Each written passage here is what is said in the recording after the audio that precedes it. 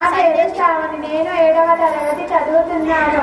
గౌరవనీయులైన ప్రధాన ఉపాధ్యాయులు గారికి, గురువులందరికీ, అతిథులందరికీ, నా ప్రియమైన స్నేహితులందరికీ నమస్కారాలు మరియు భారత స్వతంత్ర దినోత్సవ శుభాకాంక్షలు. ఈ రోజు నేను ఒక ప్రశ్నతో నా మాటలను ప్రారంభిస్తున్నాను. స్వాతంత్రం మనకు లభించింది, కానీ దీనికి మనం తాగిన గౌరవం ఇస్తున్నామా?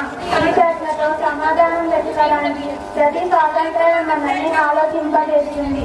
ఎన్నో త్యాగాలు, ఎన్నో పోరాటాలు, ఎన్నో బలిదానాల తరువాత ఈ అమూల్యమైన స్వేచ్ఛ లభించింది.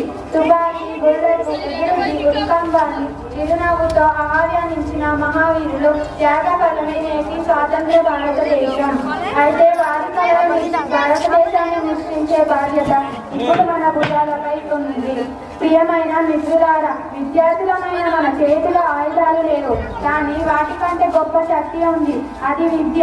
మన పుస్తకమే మన ఆయుధం, మన కళమే మన బలం, మన పుస్తకమే మన మన క్రమశిక్షణే మన విజయం. మనం బాగా చదివితే కుటుంబం గర్విస్తుంది, మనం మంచి మనుషులం అయితే సమాజం గర్విస్తుంది, మనం దేశభక్తితో జీవిస్తే భారతదేశం గర్విస్తుంది. మన దేశం గొప్పది అని చెప్పడం మాత్రమే కాదు,